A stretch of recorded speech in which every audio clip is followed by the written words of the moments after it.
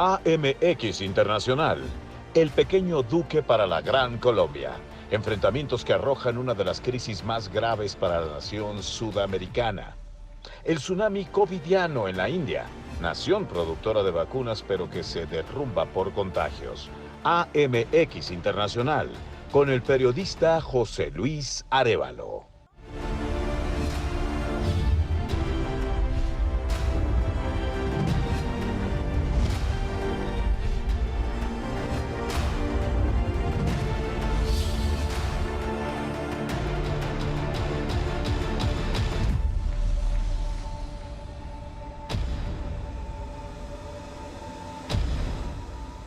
Hola, ¿cómo están? Muy buenas tardes, bienvenidos a una emisión más de MX Internacional. Soy José Luis Arévalo y como siempre nos da muchísimo gusto estar con ustedes. Muchas gracias por su preferencia, gracias por su confianza en este programa que, como decimos con todo orgullo, créame, el único programa de toda la televisión mexicana dedicado exclusivamente a temas de carácter internacional, pero que también tienen una injerencia en nuestro país de una u otra manera y, por supuesto, en el Estado de México. Gracias a mis compañeros profesionales de la información, que son los que hacen posible que tengamos este espacio semana tras semana y que siempre está en los primeros lugares de la preferencia a usted que amablemente nos brinda su compañía. Así que muchísimas gracias. Hoy tenemos un programa, mire, como siempre, muy completo.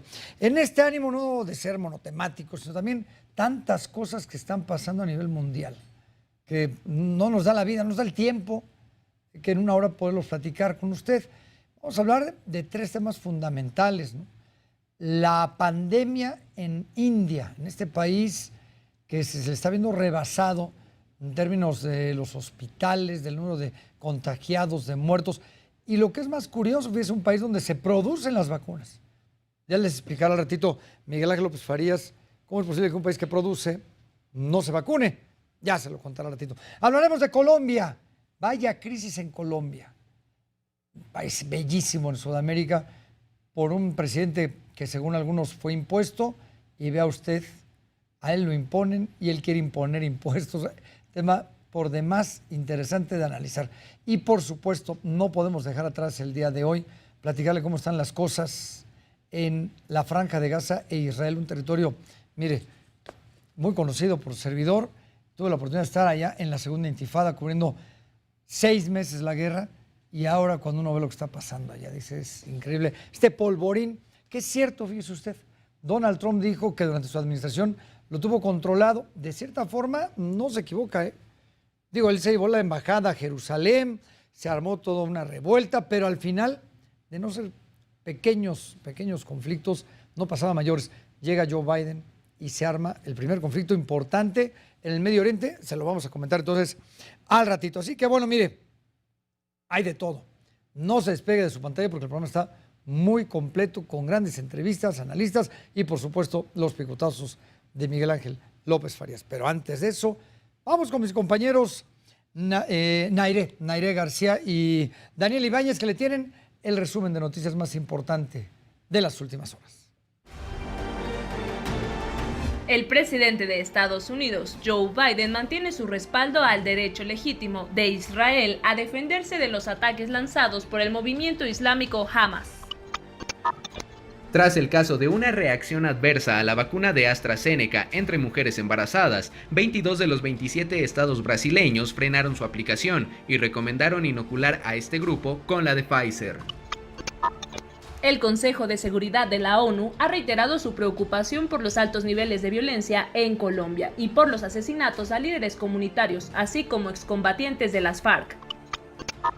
Un juzgado de Panamá ordenó la detención de un hombre de 43 años que está imputado por delito sexual a una menor de edad, que supuestamente compró por $1,000. El líder opositor venezolano, Juan Guaidó, propuso retomar negociaciones con el gobierno de Nicolás Maduro para pedir un cronograma de elecciones a cambio del levantamiento progresivo de sanciones internacionales. Egipto anunció planes para aumentar la anchura y profundidad del tramo del sur del Canal de Suez, después de que un enorme carguero se quedó varado y bloqueó el paso marítimo el pasado marzo. La Oficina de Aduanas y Protección Fronteriza de Estados Unidos informó que las detenciones de migrantes en la frontera con México alcanzaron otro máximo histórico con más de 178,000 personas en el mes de abril. Miles de personas se manifestaron el domingo en Francia para reclamar al gobierno del presidente Emmanuel Macron más ambición en los planes contra la crisis climática, después de que los diputados respaldaran la ley sobre el clima. La ciudad de Cali, en Colombia, lleva 2 semanas de bloqueos con desabastecimiento de alimentos y combustibles, debido al paro nacional contra el gobierno de Iván Duque. En medio de la segunda gran ola de COVID que azota a la India, este martes retiraron al menos 71 cadáveres de las orillas del río Ganges. No se confirmó que estuvieran contagiados de coronavirus. Bueno, ya estamos aquí de regreso. Muchas gracias a Naré y a Daniel por este resumen de noticias internacionales. Ahí lo tiene usted, lo último, más importante. Oiga, lo que dicen las redes.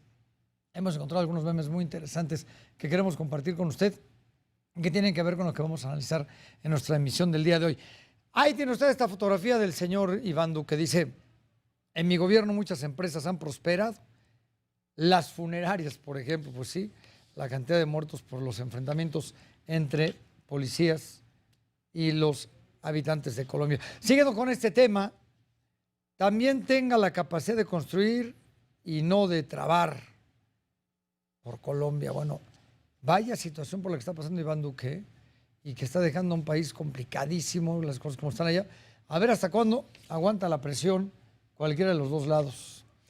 Bueno, aquí le va otro que tiene también que ver con Colombia.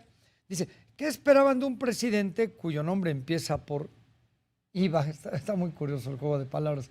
Por Iván, IVA. Y además fue impuesto. Lo que yo le decía hace un momentito, pues así lo catalogan muchos colombianos. Bueno, de esto platicaremos al ratito, además de, como le digo, el tema de la India y, por supuesto, de Israel y la Franja de Gaza. Le voy a presentar la siguiente fotografía en relación al programa de la próxima semana. Hoy vamos a dar un adelanto de lo que está pasando en Medio Oriente. Pero la próxima semana sí tenemos que analizarlo a profundidad. ¿Qué pasa en la Franja de Gaza? ¿Qué es la Franja de Gaza? ¿Qué es Cisjordania? ¿Por qué este conflicto con Israel? La Franja de Gaza, que es el punto neurálgico, el bastión de la organización Hamas, la más importante de los palestinos, junto con la Yihad Islámica. Así que bueno, pues mire, lo vamos a platicar la próxima semana. No se puede perder también este programa porque vamos a tener un adelanto, digamos, para una actualización de cómo están las cosas. Y la próxima semana un análisis a profundidad de un lugar tan complicado como es el Medio Oriente y con este nuevo conflicto que ojalá y no nos gane el tiempo y en una semana estemos dando buenas noticias. Que las noticias no empeoren, con un primer ministro interino, Benjamín Netanyahu, porque no logró la mayoría en las últimas elecciones y ahí se mantiene en el poder, que es curioso, ¿eh? ¿Cuánto tiempo tiene Netanyahu en la presidencia? Como primer ministro, no en la presidencia, como primer ministro de Israel. Bueno, de esto platicaremos la próxima semana, vale mucho la pena que nos siga el día de hoy y por supuesto nos acompañe la próxima semana. Bueno, ¿de qué vamos a hablar hoy? De la India, vamos a arrancar con esto. Y mire, justamente en ese sentido le tenemos para entrar en materia antes del corte y vayamos a entrar poco a poco con lo que vamos a analizar después nuestro segundo bloque, después del siguiente corte, la India. Como le digo, este país rebasado en el número de contagiados, en el número de muertos a causa del coronavirus y lo que es muy interesante, un país donde se producen vacunas que están llegando a distintas partes del mundo.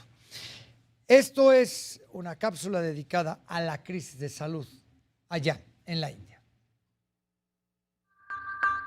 En las últimas semanas, India reportó 400,000 nuevos casos de COVID-19, lo que nos recuerda que en esta pandemia nadie está a salvo, hasta que todos estemos a salvo. India es el segundo país más poblado del mundo con aproximadamente 1.309 millones de habitantes. Este país se ha convertido en un factor clave para la fabricación de vacunas en el mundo. El Instituto Serum de la India es el mayor fabricante de vacunas del mundo por volumen y produce la vacuna Covishield, conocida comercialmente como AstraZeneca, desarrollada por la Universidad de Oxford. En paralelo a esto, el laboratorio indio Bharat Biotech, junto al Consejo Indio de Investigación Médica, desarrollaron la fórmula de Covaxin. La importancia recae en que antes de la pandemia, este país fabricaba casi el 60% de las vacunas del mundo, incluidas las vacunas contra la difteria, la tosferina, el tétanos, la tuberculosis y el sarampión. Ahora, en tiempos tan difíciles, esto se ha traducido en un apoyo fundamental para las naciones cercanas y en una participación importante en el programa COVAX que impulsa la Organización Mundial de la Salud, cuyo objetivo consiste en garantizar el acceso equitativo de las vacunas contra el coronavirus a nivel mundial. El primer ministro Narendra Modi informó que 3.980 personas mueren cada 24 horas debido a que los hospitales están luchando para tratar a los pacientes en medio de una escasez crónica de camas y oxígeno médico. El gobierno no ha querido imponer un confinamiento nacional a pesar de que la India registra 385.840 nuevos contagios al día, pues se teme el impacto económico de la medida. Además, el coste humano también podría ser grave. Tan solo el año pasado, el confinamiento de 68 días hizo que millones de trabajadores migrantes emprendieran arduos viajes de regreso a sus pueblos de origen al encontrarse sin empleo y sin dinero. No existe una estadística perfecta para comparar el impacto que la pandemia ha tenido en la población más pobre de Asia y Medio Oriente. La crisis sanitaria en India a causa del coronavirus. Al regresar del corte vamos a platicar de esto. Vamos a tener un enlace hasta Italia con nuestro compañero periodista Bernardo Quino. Es interesantísimo todo lo que pasa en Italia, pero todo esto, como le digo, tiene una relación directa con el tema también de India. Vamos a una pausa. Al regresar le tenemos esto y mucho más aquí en MX Internacional. No le cambie.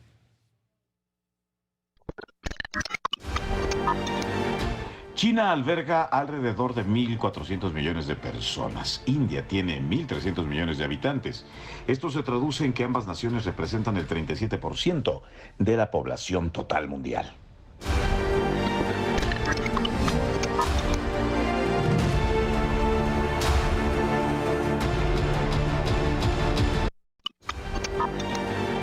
La India es considerado el subcontinente asiático por sus 3.200 millones de kilómetros cuadrados. Está conformado por 28 estados y ocupa el 7º lugar entre las regiones con mayor extensión territorial.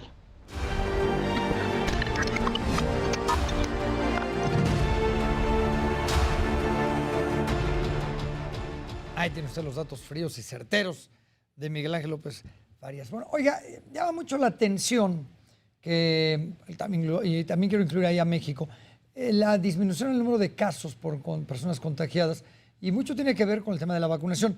Y no es que, por ejemplo, en el caso de nuestro país, de México, se esté vacunando a muchísima gente. Ya se han colocado alrededor, se calcula que por lo menos 20 millones de dosis, de las cuales solamente el 55% tienen 2 dosis. Eso en nuestro país. Pero hay muchas personas que se van a vacunar a Estados Unidos y ya regresan vacunados y que no están en las cifras del gobierno mexicano. Lo mismo pasa en otros países donde ha habido una vacunación y ha habido una disminución importante, pero hay también quienes no han querido aplicarse la vacuna por muchísimas razones.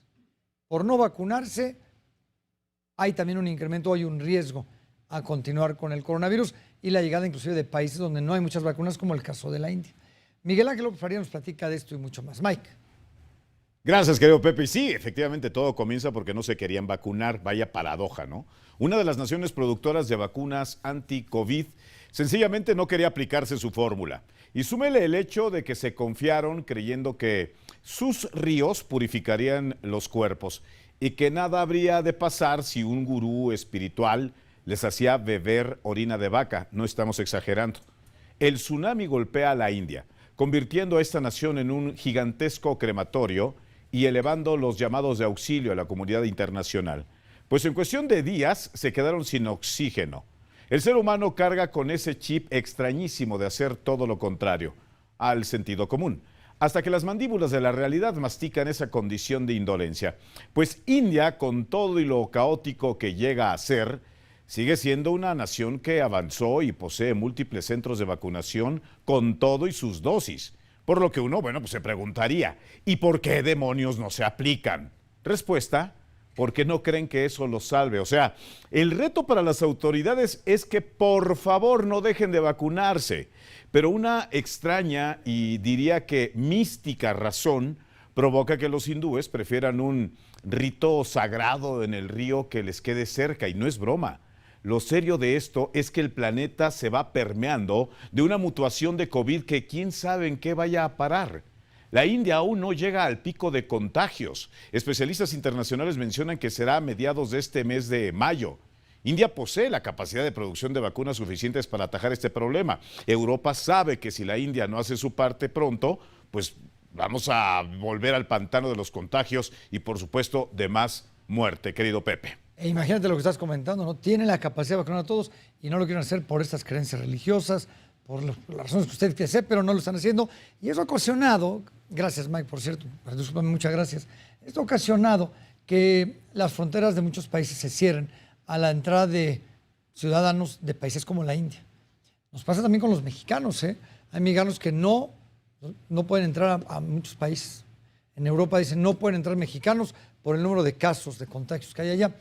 La India, pues obviamente con la situación con la que está pasando, no es la excepción. Y muchos países están en Europa. Entre ellos Italia. Mire, yo recuerdo cuando arrancó la pandemia, que aquí inclusive lo platicamos, cómo Italia, todo el mundo volteaba a ver lo que estaba sucediendo por el número de muertes diarias. Lo controlaron con toques de queda, con medidas completamente, si usted quiere, coercitivas y la razón que le quiera dar. Pero al final lo controlaron. Al grado de que esta misma semana, ayer miércoles, el Papa Francisco reinició ya las audiencias de los miércoles con personas presentes ahí en la audiencia. Eso es un buen dato. En fin, vámonos justamente hasta Italia. Allá está nuestro querido amigo, gran periodista Bernardo Stecchino. Qué gusto verte, mi querido Bernardo. Tanto tiempo allá en Italia. Un muy fuerte abrazo. Y pues cuéntanos cómo va la vida en Italia con este tema de la pandemia después de aquel año, de un año tan complicado. Mi querido Pepe, muchísimas gracias. A mí también me da muchísimo gusto saludarte a ti, a todo el auditorio, en estas nuevas condiciones. Como puedes ver, ya estoy afuera, ya no hay cubrebocas. Efectivamente, la vida es otra. Pero ojo, no nos debemos de confiar. Se podría parecer o podría aparentar que ya pasó, que estamos hablando en pasado y conjugando todo en tiempo pasado, pero no es cierto. Siguen todavía muchas de las medidas activas, pero ahora sí que como seguimos hasta cierto punto las reglas bien, se ha relajado un poco. Por ejemplo, ahorita pues seguimos manejando los mismos semáforos, al igual que se maneja en la ciudad en México, perdón. Y ahorita estamos específicamente en Milán, que es donde me encuentro yo, estamos en semáforo amarillo, que eso quiere decir que puede uno salir libremente a la calle, va a hacer compras, a dar un paseo, a hacer ejercicio, a hacer lo que sea, hasta las 11 de la noche, que es hasta las 10, perdón, ahorita todavía es hasta las 10 de la noche, que es el toque de queda, y se está manejando que para el verano se extienda una hora hasta las 11 de la noche, pero ahorita ya no es necesario la autocertificación, ya no es necesario muchas de las prohibiciones que estaban hace unos meses, incluso hace unas semanas, hace una semana estábamos todavía después de las semanas de las vacaciones de Semana Santa, se elevaron los números y estuvimos en zona roja, porque indicaba solamente salir a trabajar o casos de emergencia. Pero ahorita estamos en zona amarilla y la vacunación va bien. Ya pasamos, o más bien ya empezaron la vacunación de los mayores de 50, de los 50 a los 60, ya se pueden vacunar aquí. Pero lo interesante es que empezaron antes, pero con los over 80, o sea, las personas de más de 80, luego 70, luego 60 y a partir de esta semana empiezan los 50. La verdad es que la vacunación va bien, la gente va bien. Como puedes ver, estoy en un parque, en un jardín público y pues hay mucha gente que viene, muchos a hacer ejercicio, otros a dar la vuelta, otros a leer, a relajarse, pero ya se siente un ambiente, ya se ve, como decía en otros lugares, la luz al final del túnel. No hemos salido, pero por lo menos ya se ve la esperanza.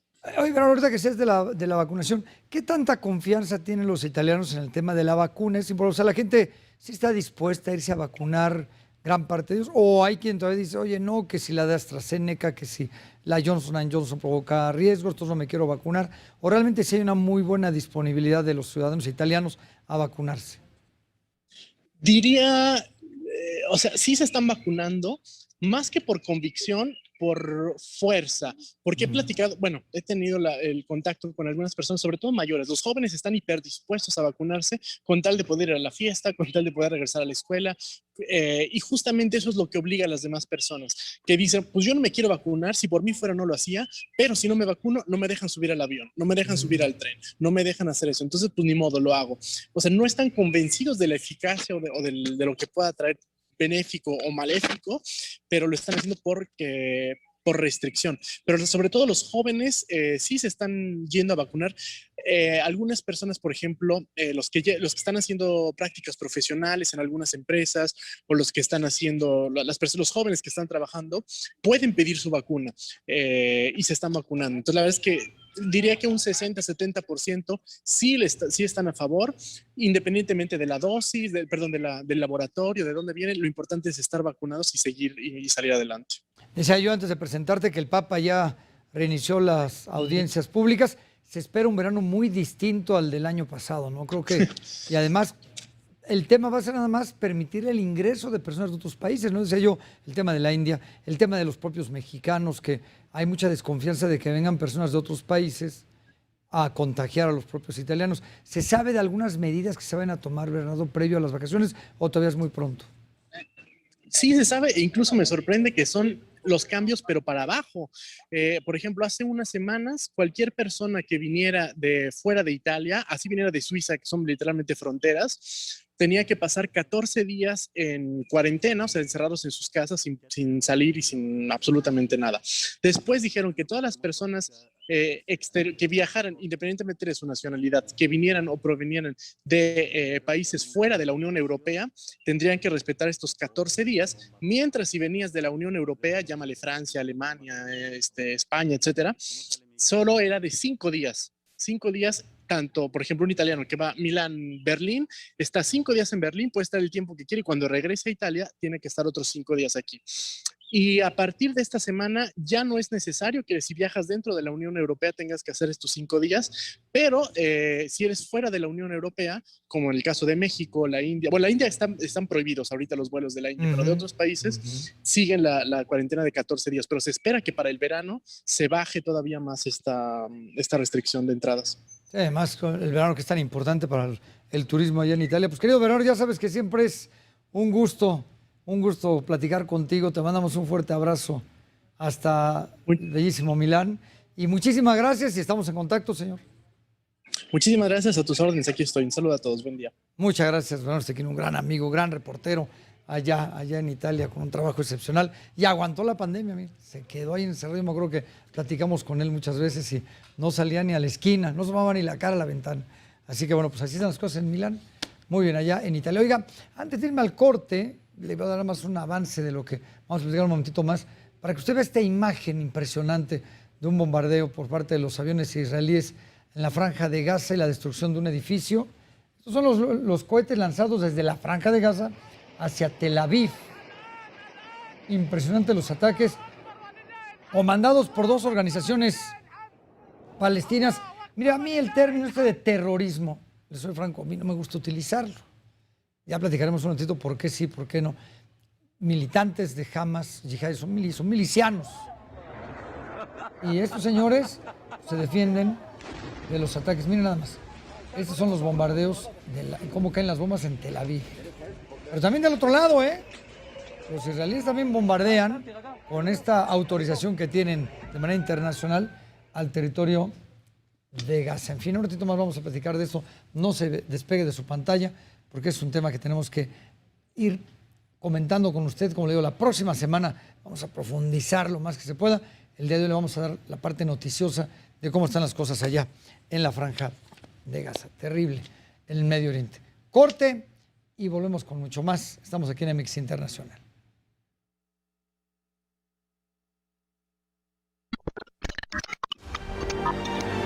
Desde los años 90, la India ha desarrollado grandes avances tecnológicos. Son pioneros en innovaciones computacionales al punto de convertirse en el primer exportador mundial de software y servicios informáticos.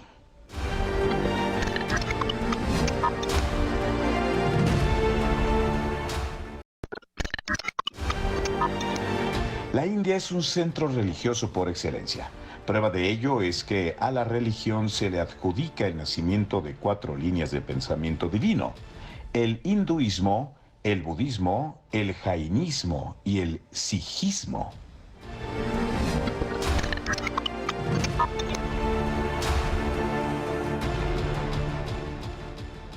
Muchas gracias por continuar con nosotros aquí en MX Internacional.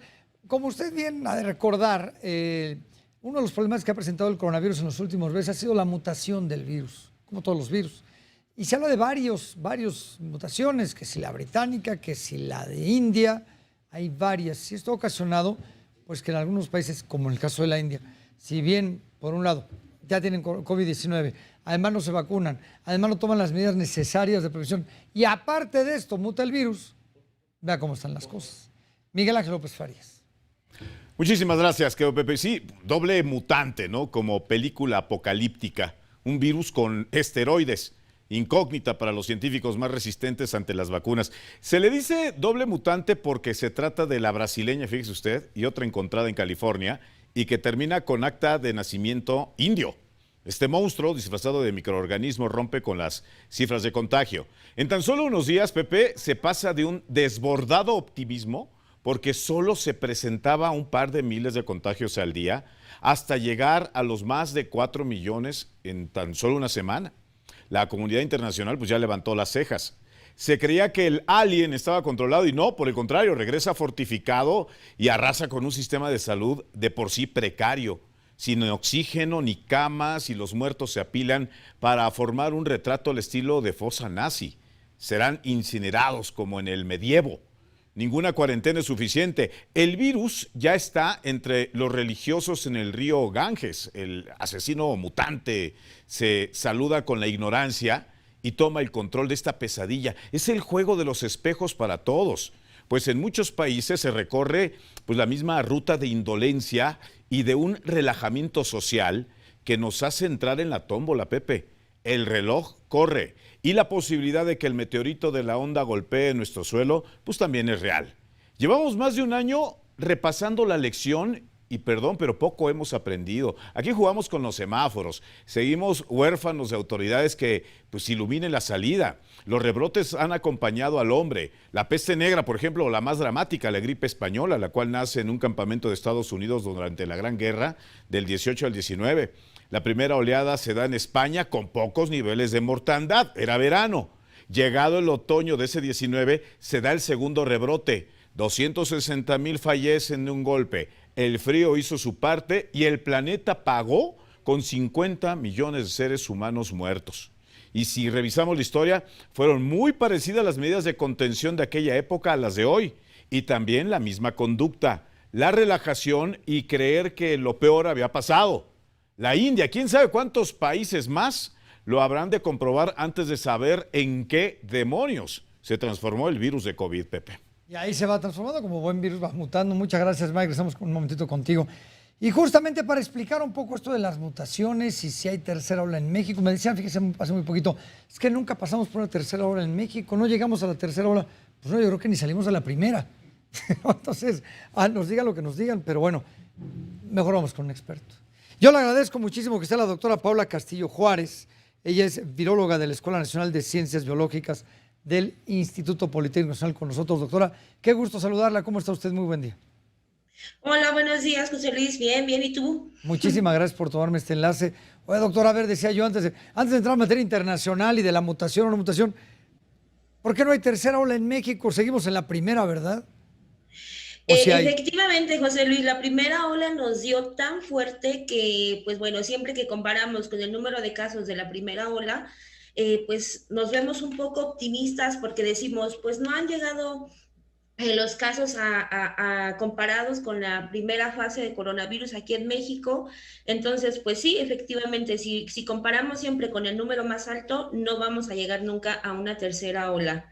Pero en realidad sigue habiendo casos, entonces no hay que relajarnos porque sí ha habido un decremento en el número de hospitalizaciones, pero sigue siendo preocupante, ¿no? Entonces, no hay que relajarnos, ¿no? Ahora que estamos tocando el tema de México, antes de entrar en materia internacional, doctora, este decremento, el número de hospitalizaciones, de contagios, ¿A qué creen ustedes los expertos que se deba? Porque si hay dosis, sí se han colocado varios millones de dosis de vacunas, una dosis nada más. Son muchos menos los que han recibido las 2 dosis. A que las personas nos hemos cuidado más, a que este impacto de 8 millones de personas vacunadas con 2 dosis se refleja en el número de hospitalizados, o a que se ha debilitado el virus en nuestro país. No, definitivamente el virus no se ha debilitado. Eso es algo que tenemos que tener bien consciente, José Luis. ¿A qué se debe el número de disminución de casos? Primero, la gente empezó a echar mano de las medidas de cuidado y de contención del virus.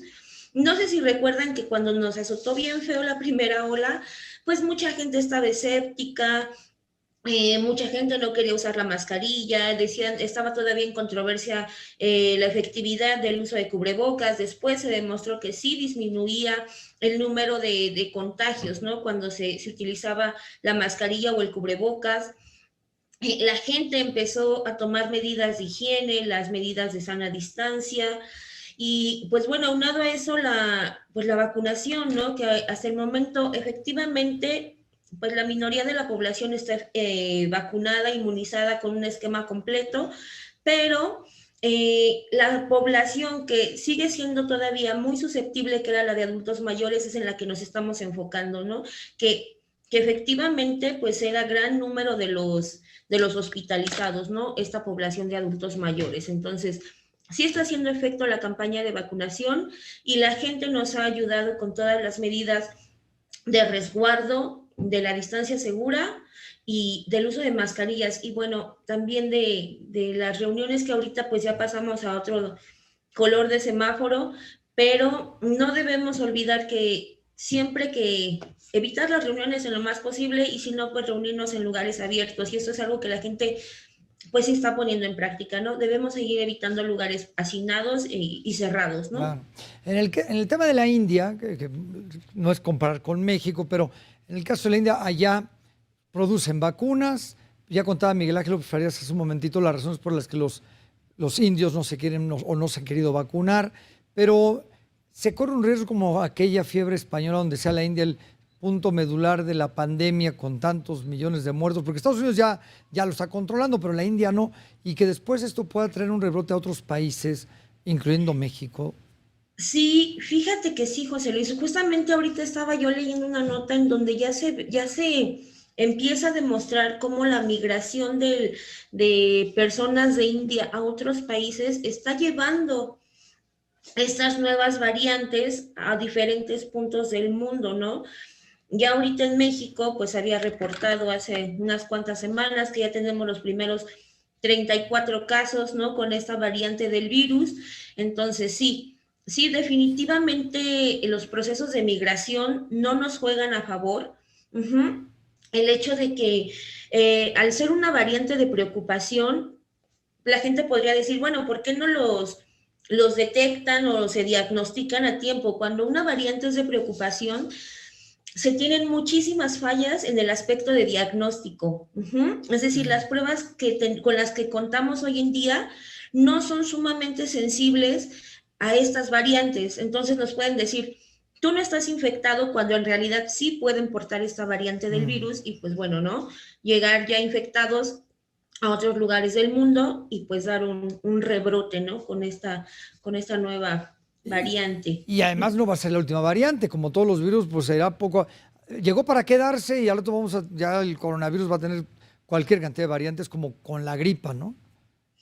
Como con el virus de influenza, efectivamente, claro. José Luis, que al ser virus de RNA, tienen una tasa de mutación alta comparada con otros virus, pero además en el proceso en el que el virus genera nuevas copias, sus enzimas o las proteínas que son las causantes o las responsables de generar nuevo material genético viral, no son capaces de, digamos, seguir errores, ¿no? Sustituyen una letra por otra, y es así como nacen las nuevas variantes.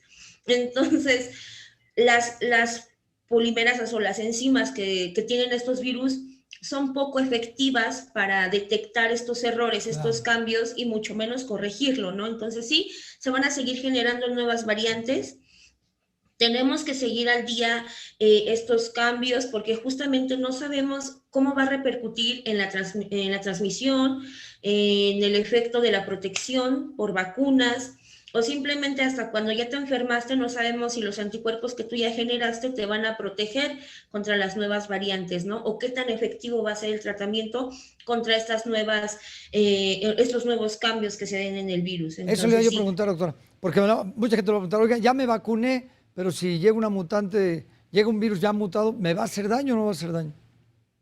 Fíjate, José Luis, que todavía se está estudiando el efecto de las vacunas sobre las diferentes variantes del virus, ¿no? Okay. Desafortunadamente, cuando la OMS ya nos dio una clasificación de las variantes más peligrosas son las que ahorita están clasificadas como variantes de preocupación.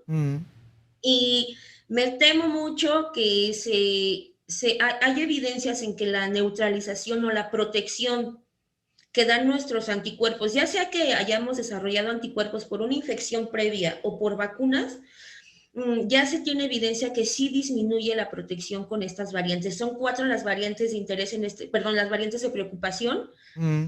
Entre ellas está la variante India, que la acaban de mover de clasificación. Estaba como variante de interés, ya la pasaron a variante de preocupación. Entonces ya se vio que sí, la protección disminuye frente a estas variantes.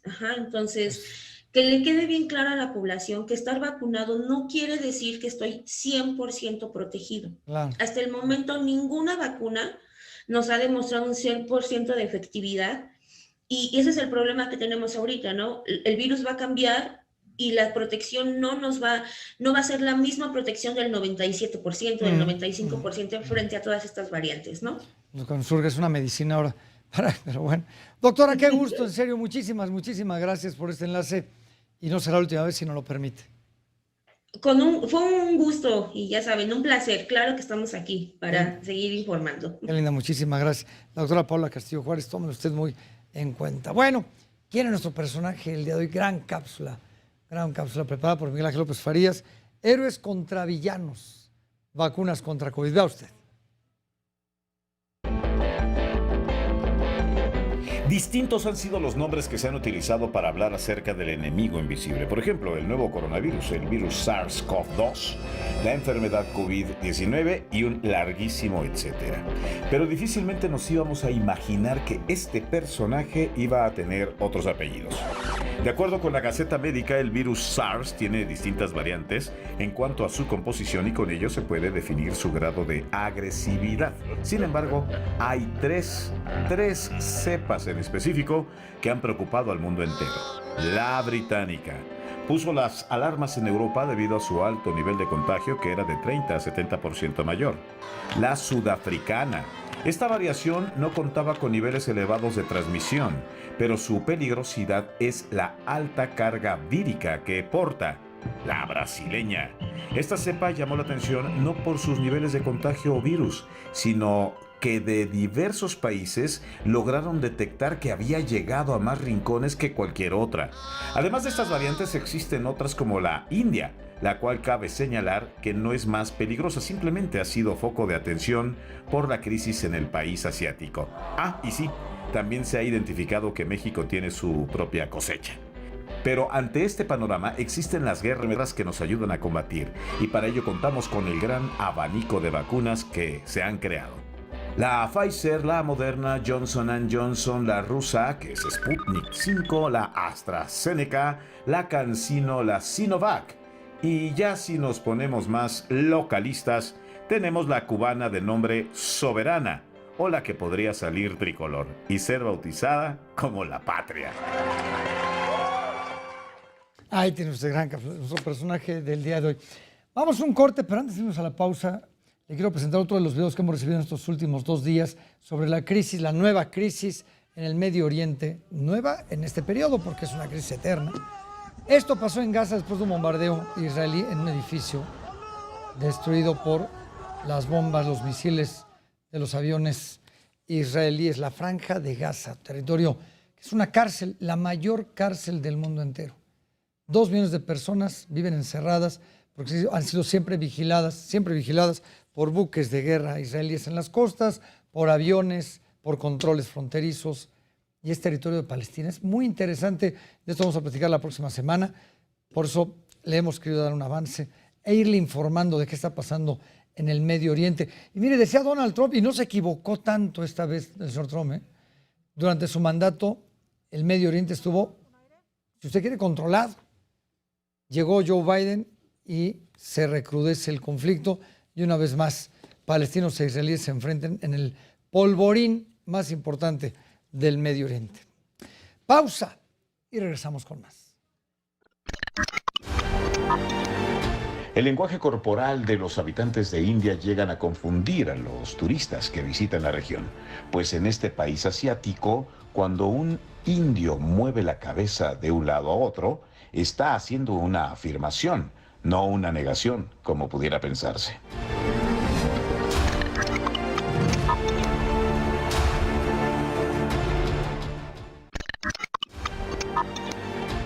Hasta antes de la pandemia por COVID-19, las estadísticas indicaban que en este año 2021, la India superaría a China como el país más poblado. Sin embargo, esta tendencia puede cambiar respecto a los decesos ocurridos en las últimas fechas.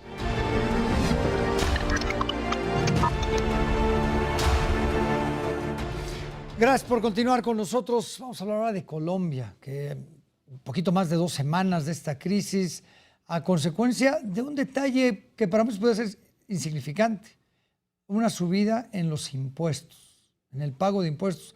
Pero imagínese usted esto en medio de una crisis de pandemia, sin trabajo, con 4 millones más de pobres, y aquí tenemos 10, y la gente se lanzó a las calles.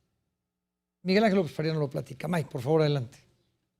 Efectivamente, querido Pepe, allá no fue el metro. Aquí hay unos números muy interesantes.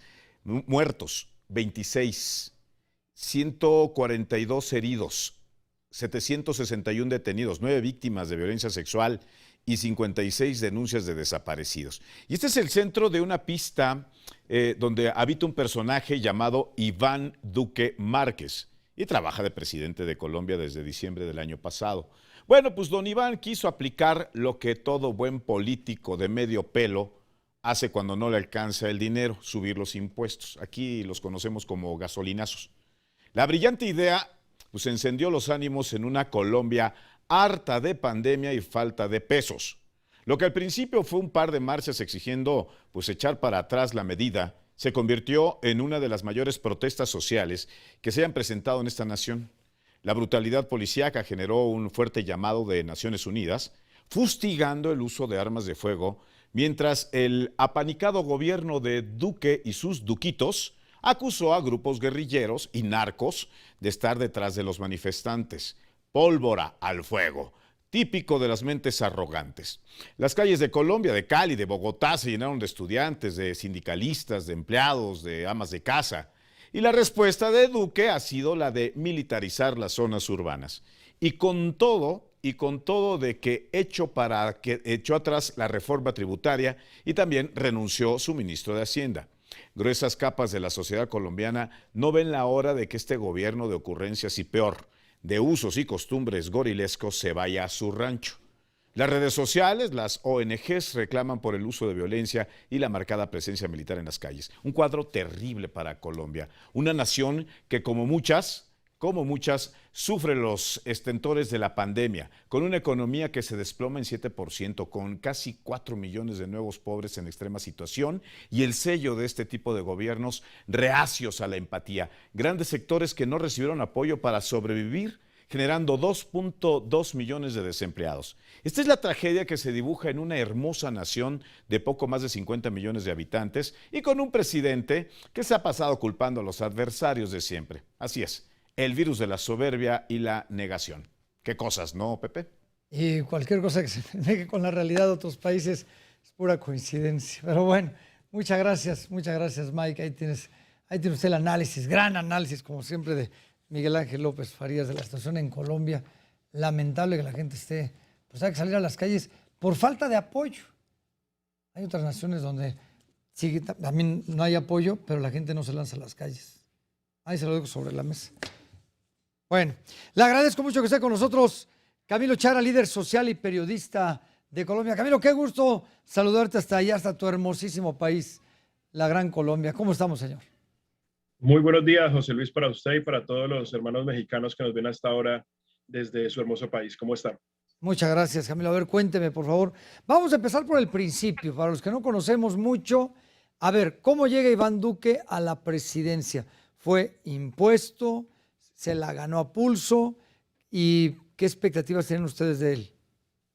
Iván Duque completa ya 3 años en el gobierno, es una persona, era un total desconocido, realmente al inicio de la campaña presidencial era un senador del Centro Democrático. El Centro Democrático es el partido del expresidente Álvaro Uribe, que recordemos estuvo 8 años en el poder. Posteriormente, pues nombra de una forma, por decirlo así, a Juan Manuel Santos como su reemplazo. Pasa lo que la comunidad internacional y todos conocemos, supuestamente Santos lo traiciona, hace negociaciones con las FARC y pasan otros 8 años de Juan Manuel Santos. Hoy en Colombia decimos que llevamos ya varios años con el uribismo como presidente de Colombia. Luego vuelvo y le repito, llega Iván Duque, que era un senador de este partido, un total desconocido realmente para los colombianos, pero pues obviamente se impuso la fuerza, como dicen acá, del que dijo Uribe. Uribe dijo que él iba a ser el candidato del uribismo y eso logró que estuviera en la presidencia de la República con más de 10 millones de votos, 11 millones de votos, y el segundo estuvo Gustavo Petro, pues que hace parte de la coalición de izquierda en nuestro país. Hoy realmente hay un rechazo bastante amplio por este sector político en Colombia, por el uribismo. Es un sector que pues ya tiene la mancha, como le decía yo, de muchos años atrás y de escándalos como el de las chuzadas cuando estuvo el expresidente Álvaro Uribe Vélez, que era chuzar o interceptar las comunicaciones de periodistas, líderes sociales y políticos de otra corriente política. Entonces, ha sido bastante nefasto lo que ha pasado durante todos estos años que nos ha gobernado el uribismo en Colombia. Al parecer esto podría cambiar por lo que estamos viviendo actualmente en el país, porque pues ya hay un sentir de descontento por parte de la comunidad en Colombia. Ahora llega la pandemia, todos se encierran en sus casas, hubo apoyos del gobierno, me parece que muy pocos, y contrario a esto, hay un incremento en los impuestos y por eso la gente está en las calles. El malestar precisamente es ese, el malestar es que en pandemia el gobierno nacional lo que hizo fue apoyar a los grandes banqueros y esto ha generado pues el rechazo y hoy lo que estamos viviendo en Colombia es fruto de eso. La comunidad se cansó y la comunidad ve con malos ojos que el presidente Iván Duque realice un aumento de impuestos porque dice que no hay flujo de caja en nuestro país, pero entonces la gente le recuerda que en la época más crucial de la pandemia, pues lo que se hizo fue darle la mano a los banqueros, ayudarles con alivios tributarios a los banqueros, a los más ricos. Entonces, esta reforma tributaria que se presenta en Colombia, lo que ha dejado es una desigualdad y es una reforma que era lesiva contra los ciudadanos estrato bajo y estrato medio, no contra los que verdaderamente tienen. Aquí en Colombia le cobran renta a las personas que ganan apenas menos de $1,000. Eso es lo que buscaba esta reforma tributaria, pero a las personas como los banqueros, que son los verdaderamente ricos en Colombia, pues no realmente se les cobra lo que deberían. Entonces, esto generó el malestar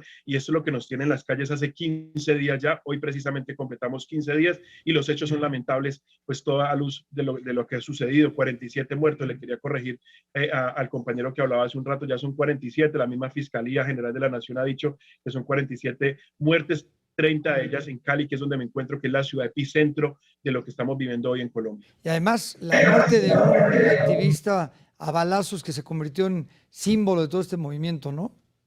Lucas Villa, sí señor. Él era un pereirano. Pereira es una ciudad al occidente también de Colombia, a unas 2 horas de aquí, de la ciudad de Cali, y lastimosamente sí, eso fue...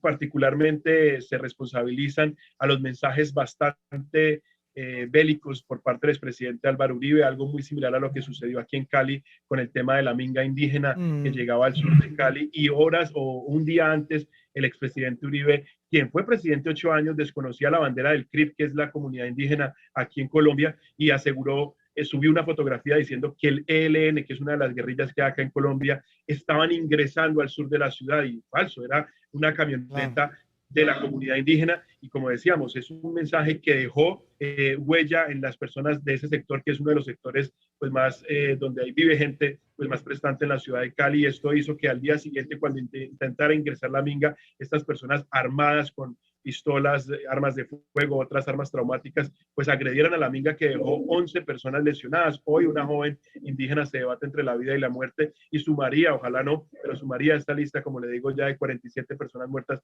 en Colombia, incluyendo Lucas Villa, que fue vilmente asesinado, 8 disparos, por parte de motociclistas. Y eso se vivió en Cali también hace 2 días en la noche, donde hay varios sectores o puntos en la ciudad en donde se reúnen los manifestantes y han empezado a llegar personas en moto o en camionetas a disparar, y los videos obviamente dan fe de eso. Pues Camilo, no sabe cuánto le agradezco este enlace hasta allá, hasta Colombia. Una pena lo que está pasando con nuestros hermanos colombianos. Ojalá y pronto encuentren una solución y que deje de sumarse el número de personas caídas en esta lucha por evitar pues este tipo de medidas que van directamente al bolsillo de los ciudadanos. Un fuerte abrazo, Camilo, y estaremos en contacto. José Luis, agradecerle a usted y me despido diciéndole a todo el mundo que es agradecerle desde Colombia a la comunidad internacional que ha volcado sus ojos ante nosotros. La crisis que estamos viviendo hoy en Colombia es bastante complicada, bastante compleja, pero agradecerles a ustedes, especialmente en México, que han querido también volcar sus ojos. Y ya tenemos acá en Colombia varios periodistas de diferentes medios internacionales y eso nos da garantía para seguir en esta lucha que han emprendido muchos y que hemos emprendido desde hace 15 días. Abrazo fuerte, Camilo, estamos con ustedes. Gracias. Muchísimas gracias. Es Camilo Chara y lo tiene usted, activista social y periodista. Sin lugar a dudas, mire, para concluir el programa, sin lugar a dudas, la pandemia ha dejado ver lo mejor y lo peor, no solamente de las personas, de los gobiernos. Así como hay gobiernos que han sabido enfrentar esta crisis y han sacado adelante a sus países, y han vacunado a millones de personas y han logrado superar este problema, otros donde se les cambiaron los planes iniciales y que han sacado lo peor para que la gente se vea afectada por esta pandemia, no solamente por la enfermedad, por la crisis económica, por la crisis social, por la crisis familiar, que es consecuencia de todo esto. En fin, así está este tema. Nos vamos, señores, como siempre, a agradecerles su preferencia. Ya sabe, nos vemos la próxima semana. Vamos a platicar del tema de Israel y Palestina, a ver cómo se ponen las cosas en los siguientes días. Gracias a mis compañeros y sobre todo gracias a usted. Pásela bien. La repetición recuerde que es el sábado y nos vemos el próximo jueves.